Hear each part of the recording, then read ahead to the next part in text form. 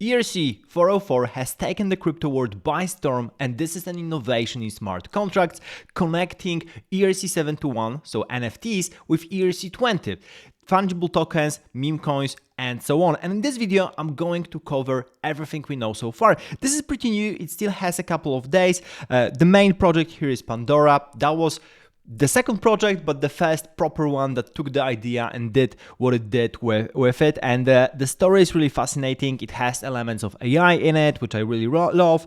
But first of all, I wanted to explain better how it's different from NFTs and how it's different from classical fungible tokens, ERC20. So you have here this design. Basically, the idea here is that you have inherent internal fractionalization of NFTs built within the NFTs. So you can buy those kind of ERC404 tokens both on marketplaces like OpenSea and Blur when it comes to NFTs, but also you can buy them on Uniswap or other DEXs because you can buy a fractional part. And then the funny thing happens, because if you buy less than a whole one token, then you just receive the token, the ERC20 token basically.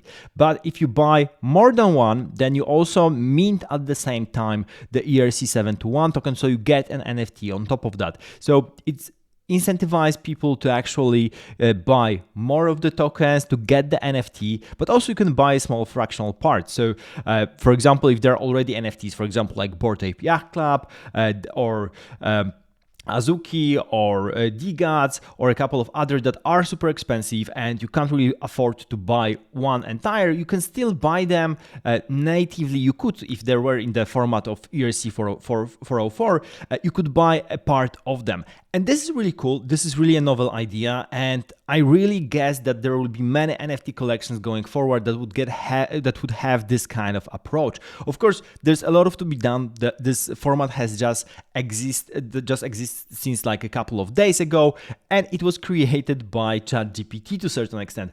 Of course, I have to mention here that to a certain extent it already exists on Solana. So this is new when it comes to EVMs, to Ethereum and other blockchains.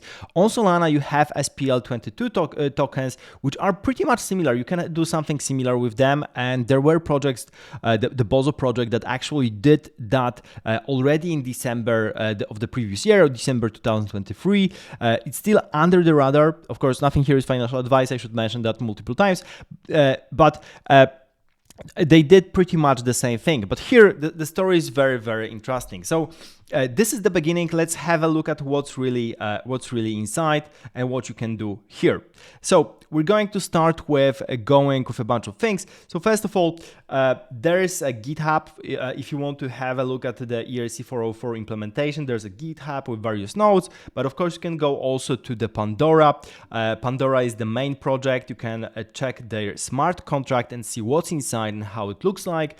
So if you're more on the dev side, another big project, because there were different forks already, but one of them is Dev Frogs, so playing towards the DGATs, but taking and using ERC404 format, and basically you're getting this kind of frogs in the format of peppers like DGATs. So this is one thing, and there's a fantastic write-up on Blockmates, and this is what I'm going to follow, because this summarizes pretty well the beginning of the story. It was written on February 6th. Everything I think started like February 4 or a little bit before that. And this is a great story of what happened here with Pandora and how it started. So first of all, you actually had a new token launch called Emerald. So Emerald was the true unique token, the first of all, that really had a lot of people flocking into because it had unique design. However, the developer decided to rug the token at some point. That's a sad story. You have the write-up of this rug here by Control if you want to take it. But this was the token that actually had this hybrid of NFTs and fungible tokens at the same time. Now, the cool thing is actually that the initial developer was actually not a coder at all. He was chatting with ChatGPT and managed to get the smart contract from ChatGPT. So really, the first creator of ERC404 is ChatGPT. So really, one of the biggest innovations when it comes to recent to smart contracts on EVMs is really ChatGPT. And I want to do a disclaimer here, because I think this is how AI will overtake crypto in the end. AI will will provide ways for DJs to put their money in and basically take all your money in the end. I think this is how AI will overtake crypto. In the end, it's not going to be through AI blockchains, though that might be also the case, but it mostly will sit within the applications. You won't even know that you are playing with AI contracts at a certain point. Everything will be written by AI and you'll just be giving your money away to AI at a certain point. So that's probably super interesting innovation here. Now, unfortunately, the initial developer decided to rack instead of basically building the next unicorn, because probably Pandora will be going very, very high. I think it's already, the market cap is already in the hundreds of millions. So it's very, very substantial. Now, that's the initial story. So Control and his team decided to actually take this idea and try to do it properly. They went behind and did the ERC404 token. So Pandora is not a fork of Emerald. They try to polish everything and really do the everything properly, because there were different kind of things that in the Emerald token that allowed others to exploit it, and that wasn't that interesting. But this mixture of NFTs plus fungible, that was the main interesting idea. And they did ERC404, and that was the implementation I showed you on GitHub. Of course, all the links are down below if you want to play around with them. So that's basically what started to happen.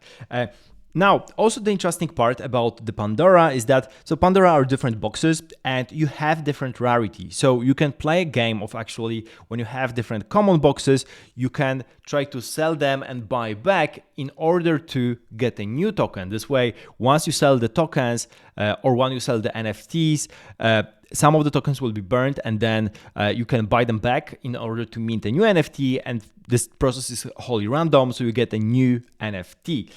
So for example, you can decide to do that in order to have a better rarity. This is what's written here in this paragraph, and it's really interesting to have this kind of a game. This might be very, very interesting, especially when it comes to gamification and actually how crypto can be integrated within the games. I think ERC404 might be very interesting when in the context of games and game NFTs. So we're going to have a look at different applications. So of course, Pandora is the first. It's got a lot of different integrations right now. Already Blur started supporting that. Different wallets, Binance, BitGet, other exchanges are all jumping on the train of ERC404 and giving you access to Pandora trading, as well as a couple of other projects like Defrogs and a bunch of other early forks of ERC404. So we're going to see interesting projects definitely in this category. So this is you can see the rarities here, and also there's a nice FAQ about what will happen in certain cases. So that's really interesting. So for example, if you buy 09 Pandora, you will not receive the NFT. You will receive the tokens, but not the NFT. If you buy 09 and then 01, then once your wallet owns one Pandora token, then NFT will be automatically minted, so you can buy it in different clips. You don't have to buy it you don't have to buy one Pandora at once. That's also a super nice idea, because you can DCA into an NFT, and that wasn't possible before, unless of course you were thinking about fractionalization, but that worked entirely differently. Also because you would fractionalize a particular NFT rather than the whole collection, and here you get the random one. So it's a little bit different than the fractionalization that was done before by different marketplaces, because you usually fractionalized particular NFTs or particular subset of the NFT collection. So there are tricky questions like, if I own 3 Pandora tokens, how do I know which NFT I will sell if I were to sell one Pandora token on Uniswap? But basically, I think the answer is that the latest one will be. So when you transfer a token, the last NFT received in your wallet, is that what will be affected? This was the question by XKRV here. And so how do I reload the green ones in a wallet with my red one? But basically, you probably should transfer the token, the NFT, which is more rare, first out of that wallet to not be affected. But they're working also on the management system, inventory management system, to make everything much more easy and manageable. So super interesting stuff. There will be definitely a lot of things coming along the way. This is a very interesting innovation. Of course, for now it's EVMs. So you see that on Ethereum, you're going to see that on different blockchains as well, probably coming along the way. On different L2s, I would guess that we're going to see different ERC404 on Arbitrum, Optimism, and everything else, you name it. That's going to be super interesting. And of course, very interesting stuff will be happening on Solana, because that would highlight that the fact that you can already do something like that with internal tokens on Solana as well. So that's going to be super interesting. This was a write-up on Blockmates, super recommended, the great source of different emerging trends as well. But don't forget to subscribe to my channel, and I'm going to definitely come back to Pandora and different ERC404 tokens as well. This is a really nice development. Thank you for watching. Subscribe to the channel and see you in the next video.